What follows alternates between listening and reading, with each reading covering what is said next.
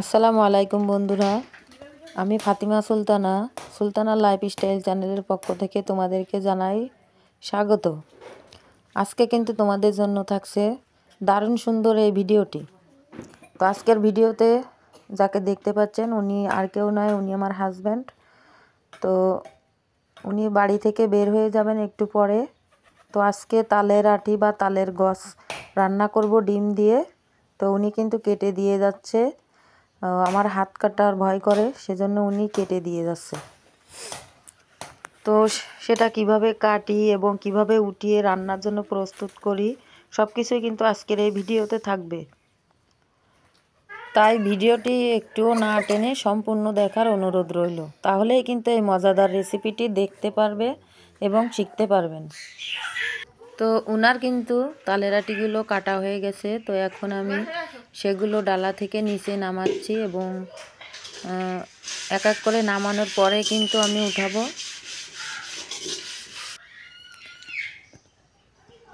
তো বন্ধুরা, আপনারা দেখেন সে কিন্তু অনেকগুলো তালের আটি কেটে দিয়ে গেছে। তো আমি এখন সেগুলো বসে উঠাচ্ছি এবং আমার মেয়ে সেটা কিন্তু আমার মেয়ে ক্যামেরাবন্দি করে দিচ্ছিল, যেহেতু ওর আজকে স্কুল বন্ধ ছিল। আমি কিন্তু বেশিরভাগে ভিডিও তৈরি করি আমার মেয়ের যখন স্কুল কামাই থাকে তখন। একদিনে অনেকগুলো ভিডিও আর কি শ্যুট করে নিয়ে তো সেগুলো আমি এক এক করে ছাড়ি।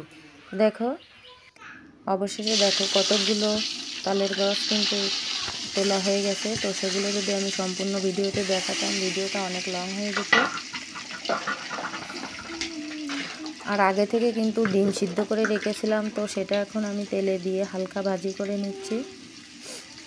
তো প্রথমে আমি কড়াইতে একটু তেল বসিয়ে তারপরে ডিম দিয়ে দিলাম, পরিমাণ মতো লবণ দিয়ে দিলাম আর একটু হলুদের গুঁড়া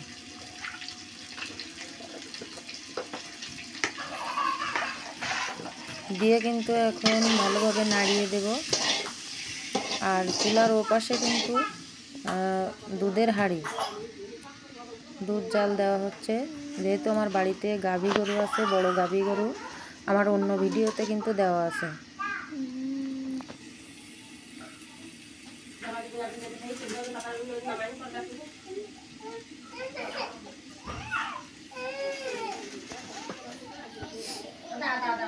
তো এভাবে ডিম সিদ্ধ করে আর কি আস্ত ডিম দিয়ে তালের গছ রান্না করলে কিন্তু খুবই মজাদার হয়।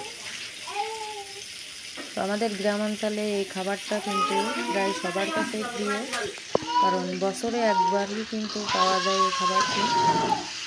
অনেকটা মাশরুমের মতো, মাশরুমে যেমন পুষ্টি বিদ্যমান, তেমনই কিন্তু এই তালের গজেও কিন্তু প্রচুর পরিমাণে পুষ্টি থাকে।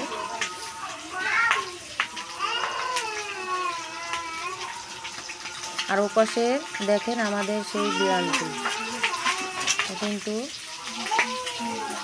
অনেক মাংস হয়ে গেছে। তো আমাদের কিছু কখনো কিন্তু ছাড়তে চায় না, আমরা যেখানে যাই ও সেখানেই থাকে। তো অবশেষে আমার ডিম ভাজি করা শেষ হয়ে গেল। তো এখন আমি একটা একটা করে নামিয়ে নেব।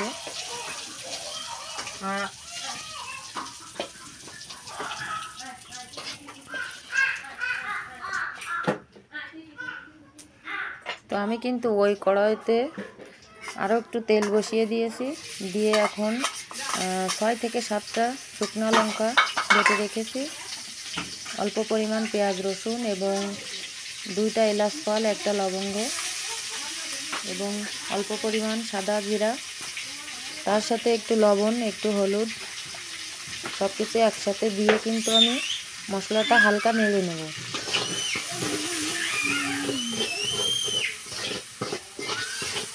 মশলাটা হালকা নাড়াচাড়া করে নিচ্ছি।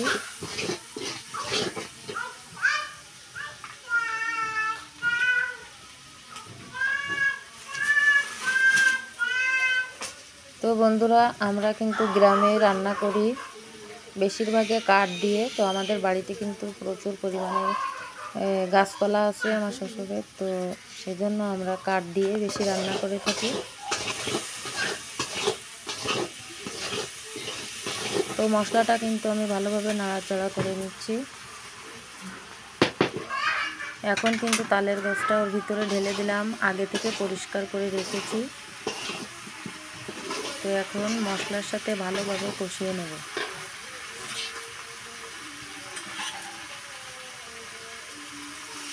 আর এদিকে আমি নারকেল দুধ করে রেখেছিলাম, তো সে নারকেল দুধ কিন্তু আমি এর ভিতরে দিয়ে দেব, দিয়ে ভালোভাবে মিশিয়ে নেব।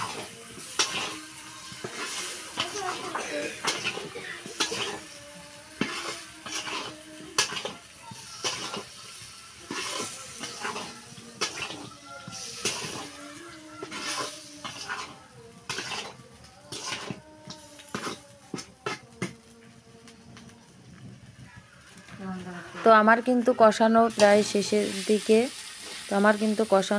শেষের দিকে। এখন আমি পরিমাণ মতো পানি অ্যাড করে দিলাম। তো পানিটা কিন্তু বেশি পরিমাণে দেওয়া লাগবে না, আর পানি অতিরিক্ত হলে কিন্তু স্বাদটা নষ্ট হয়ে যায়, বেশি মজাদার হয় না।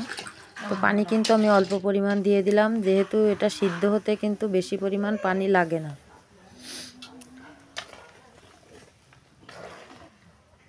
তো এখন কিন্তু বলল ফুটে যাওয়ার মতো হয়েছে।